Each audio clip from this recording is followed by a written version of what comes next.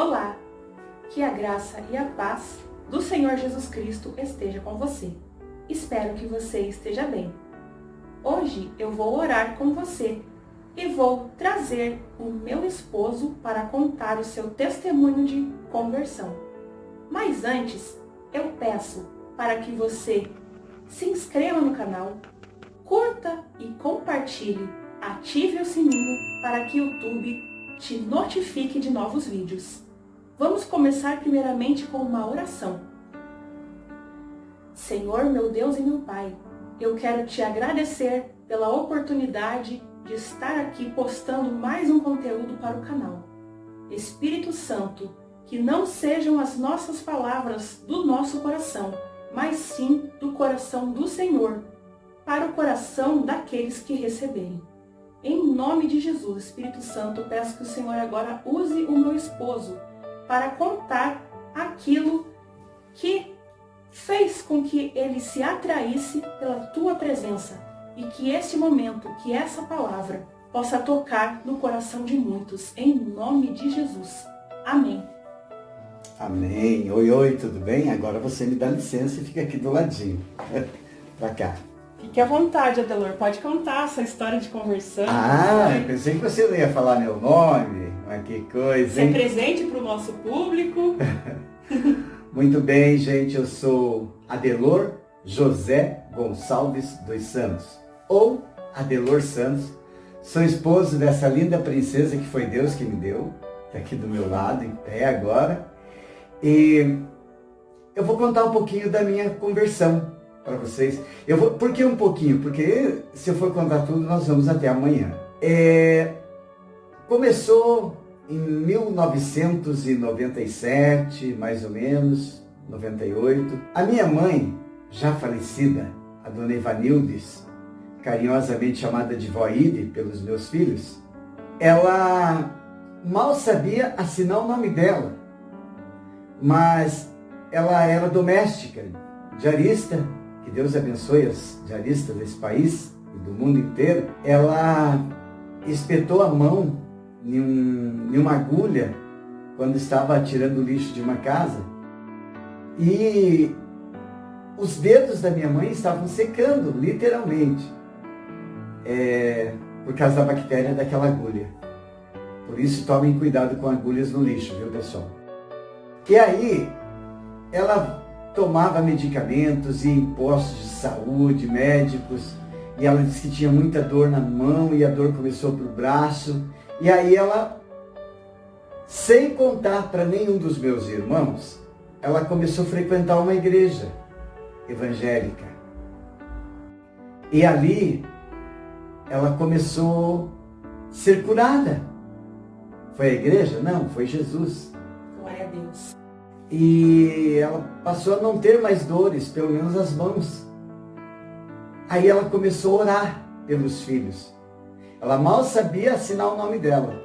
Mas toda semana ela ia naquela igreja e, como tinha campanha de oração pela família da igreja, ela toda semana levava ou pedia para alguém na igreja escrever o nome de um dos filhos.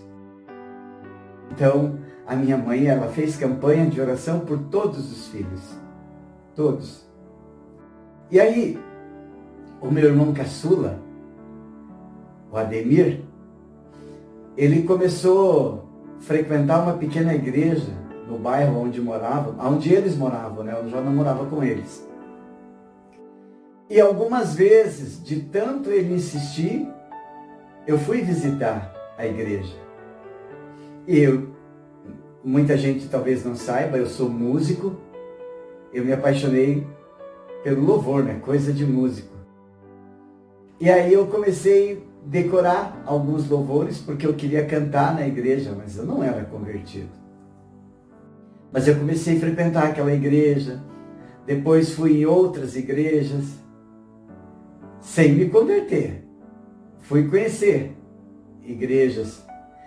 E aí, então eu creio que a minha conversão, na verdade, ela teve a campanha de oração da minha mãe, a oração do meu irmão Ademir, que sempre foi meu grude quando eu era mais novo, e depois de outras irmãs, a Ivone, que depois foi para a igreja, minha irmã Eva também depois foi para a igreja, enfim. São os irmãos que estão na igreja até hoje. Depois veio a Olívia, minha irmã. Bom, aí eu andava muito desiludido da vida porque eu passei por vários casamentos antes de conhecer essa princesa. Eu era uma pessoa vida torta, literalmente falando. Eu aprontava muito, eu era músico da noite. E a noite, se a gente não conhece a Deus, ela nos enfeitiça, ela é encantadora. Então, eu aprontei muito, eu desfiz casamento por causa da noite, por causa de bagunça da noite. E aí, eu andava muito perdido mesmo. E um dia eu estava em um bairro da cidade, andando, num final de tarde. E isso aqui tem pessoas da minha família que não conhecem essa parte da minha vida. E eu comecei a andar, batendo minha bengala, não sei se vocês sabem, eu também sou deficiente visual. Andei por uma rua batendo minha bengala e eu estava pensando assim, hoje eu vou encher a cara. Literalmente, eu estava solteiro na época. Falei, hoje eu vou encher a cara. Vou achar um boteco e vou encher a cara. E comecei a andar por aquela rua e eu comecei a ouvir uma canção lá longe, bem longe. E ela dizia assim, Deus cuida de mim na sombra das suas asas. Deus cuida de mim. Mas aquela canção, ela estava bem longe de mim. E eu comecei a andar. E de repente, aquela canção ficou mais próxima. Deus cuida de mim na sombra das suas asas. Deus cuida de mim. Eu falei, nossa, que música bonita, é um louvor. E fui andando. Mas eu ainda estava assim, mas eu quero um boteco. Hoje eu vou encher a cara. E de repente, aquela música estava como se fosse nos meus ouvidos. Deus cuida de mim na sombra das suas asas. Eu estava na porta da igreja e eu que saí para procurar um boteco para encher a cara, acabei entrando na igreja.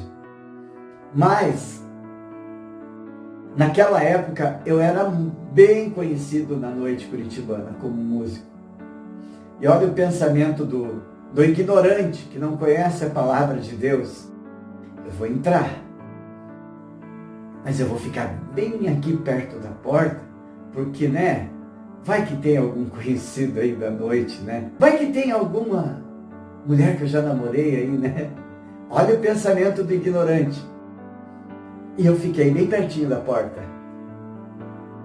E aquele ministro de louvor começou a falar. É por isso que hoje eu gosto de cantar louvores e ministrar. E ele começou a falar, e uma hora ele disse assim, ei, tem alguém aqui dentro que saiu hoje a fim de procurar um boteco para encher a cara? Mas eu quero te dizer uma coisa. Eu não sei se é o irmão ou se é a irmã, mas eu quero dizer uma coisa.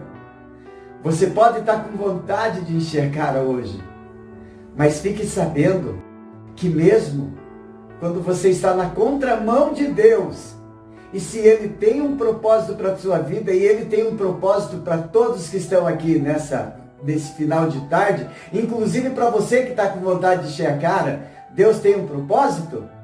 Você está na contramão dele, mas Ele está cuidando de você. E se você não vier para Ele hoje, amanhã ou depois você vem para Ele, porque Ele tem um propósito para a sua vida. Sabe por quê? Porque Deus cuida de ti na sombra das suas asas. Eu ouvi aquele louvor, eu prestei atenção, mas a minha conversão ainda não se deu aí. Aquilo me tocou muito, eu tinha certeza que era para mim. Eu tinha entrado naquela igreja com o propósito de encher a cara no boteco. Aí, numa madrugada, eu saindo no final de noite, madrugada, entre aspas, como diria minha mãe, uma ova. Terminou meu trabalho umas 4, 5 da manhã, não me lembro, e nós fomos com os músicos para outro bar da madrugada. Um bar que amanhecia o dia e muitas vezes a gente saía de lá 8, 9 da manhã com o sol rachando. E naquele dia eu não bebi, por incrível que pareça, de verdade, eu não bebi. Mas eu saí daquele bar quase 10 da manhã. Eu não sabia a hora, mas quem conhece Curitiba, os irmãos do Brasil e do mundo talvez não saibam disso. Aqui em Curitiba, uma época, tinha o pessoal dizia que ele era louco, uma pessoa doida. Um senhor que ele desfilava na Rua das Flores, conhecida em Curitiba. Um dia ele desfilava de um lado para o outro na rua xingando o político. Outro dia ele desfilava xingando o pastor ou o padre, ou simplesmente falando mal do povo. E ele andava da Praça Osório, que é numa ponta da Rua das Flores, até a Presidente Farias, que é o final do calçadão da Rua das Flores de Curitiba. Ele andava gritando, e era quase o dia todo. Nesse dia que eu saí desse boteco, quase 10 da manhã, com o sol rachando, queimando o meu rosto, eu passei na Rua das Flores, e aquele cidadão, ele passou do meu lado gritando. Eu nem sei até hoje se ele é convertido, se ele já é morto, porque faz muito tempo que eu não encontro aquele cidadão na rua. Mas ele passou gritando do meu lado. Você passou a noite inteira na folia, na bagunça. Ele não apontou para mim, ele passou gritando. Aí, você está indo embora agora, com o sol ardendo no seu rosto, mas você nem conhece aquele versículo, aquele que diz assim: porque Deus amou o mundo de tal maneira que entregou seu único filho, por amor de você, por amor de mim e de você. Você nem sabe onde está esse versículo na Bíblia, mas você não tem tempo para procurar o versículo, mas tem tempo para cair na folia, na farra. E aquilo chamou minha atenção. Então, a partir daquele dia, eu comecei a buscar informação sobre a Bíblia. E aí eu descobri que o versículo que ele falava era o versículo do capítulo João 3, versículo 16. E aí, esse versículo, eu creio que mudou a minha vida. E essa pessoa que talvez, se ela já partiu dessa vida, ela talvez, as pessoas que todos chamavam de doida, mas eu não sei se ela soube que ela mostrou o caminho da verdade para alguém com as loucuras dela na rua. E talvez essa pessoa nem fosse convertida. Porque Deus amou o mundo de tal maneira que entregou seu Filho unigênito para que todo aquele que nele crê não pereça, mas tenha vida eterna.